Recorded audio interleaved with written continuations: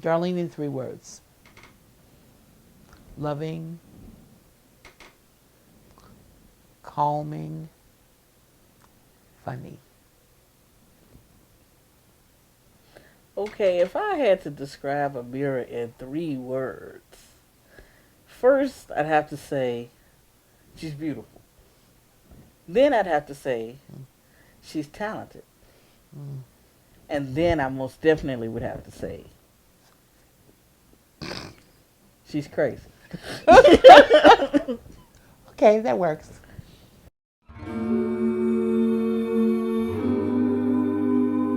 We met through A mutual mutual acquaintance. acquaintance. Yeah. Yeah. I had crossed a lot of the milestones of young gay life already.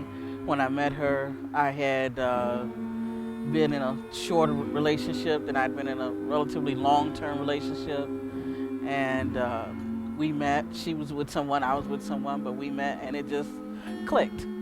My mom took very ill, and we wanted to make sure that we kept my mom at home.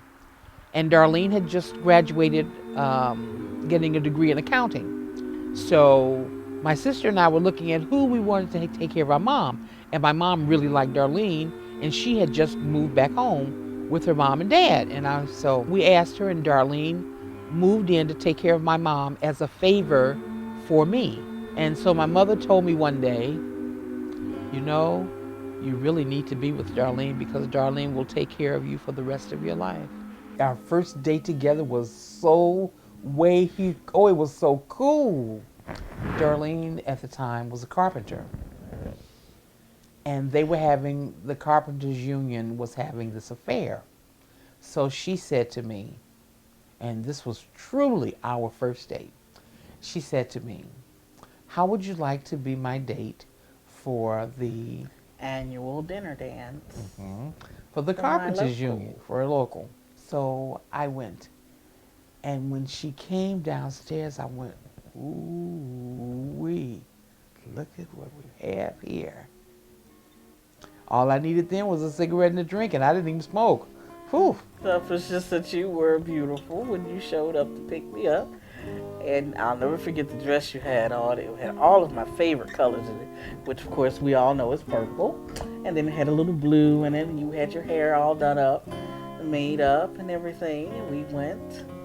I don't remember what we ate. I really didn't care. But I remember they had drinks and music and dancing. I asked you to dance, and you were like, you're going to ask me to dance here with all of these straight people, whatever straight is. And I said, I ain't asking them to dance. I'm asking you to dance.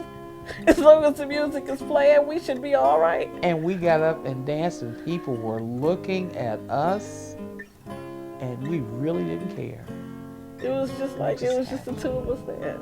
Yeah, and it was. Whoever was playing music. Yeah, it was. We've been together over I don't 20. know. Yeah, 20-some years. Some odd 20-somebody years. years. Who's counting? Not to be vague, but when I met her, I felt like I had already known her for eons anyway. So when you ask me to say how long have we been together or how long have I known her, it really just feels like since I've been breathing. You have to not only know that you can support each other, you have to be honest with each other, and nothing else works. I don't care what people say. I don't care how you looked in the beginning. I don't care when I look at her. I don't care how she looks. I don't care whether it's being dirty from working in the yard or whether it's whatever it is. When I see her the first time I knew that I fell in love with her. And I should like to think that when she sees me, I am the smaller, healthier person than right now. February 29th, 1996. Yeah. Now, that's an odd date. You might wonder why. Gay day. It's leap day as well. And the reason I picked that date, She picked that day.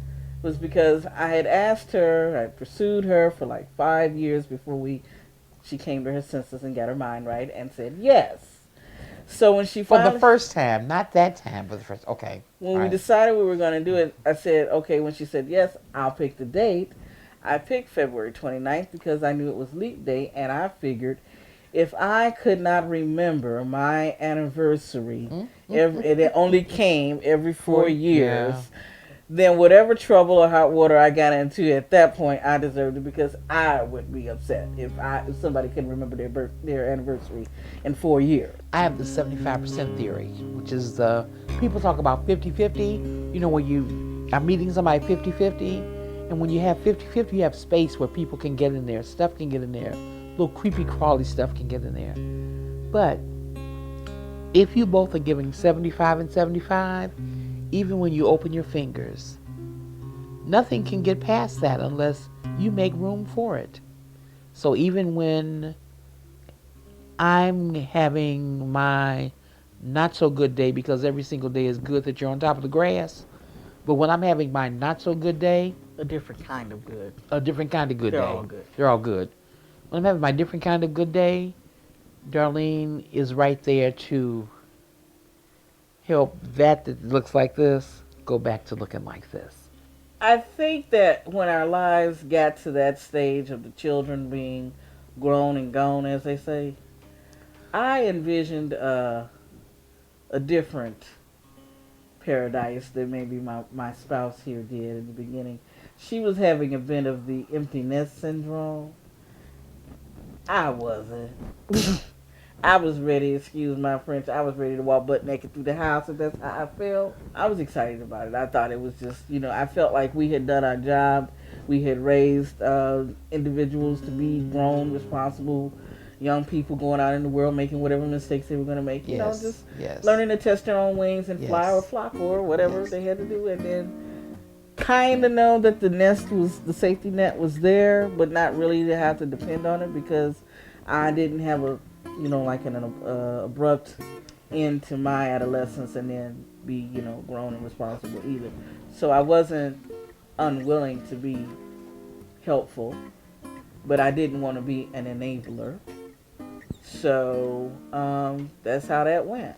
And then we had a goddaughter who was born with some health challenges. And Tia, Amirah as I am known, took her in.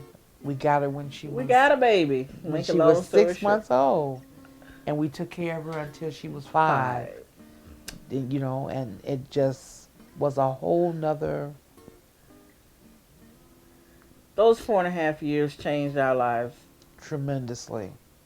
It was like Preparation for Douglas III, by the way. our first grandchild. Yes. Amirah means love and commitment and eternity to me. Honesty. Infinity. Warmth. Yes. And Darlene is just, like I said, God is first. God is love. And then if you looked in the dictionary, in my dictionary, you see God's picture first, whatever that picture is. And then you see a picture of Darlene. That's what it means. Comfort, trust, knowing that if it's the first breath or the last breath, you're comfortable with knowing she's there with you. Thank you. Absolutely. My thing about it is, I'll tell you in a minute, I can see through her, but I definitely can't see past her. Ditto.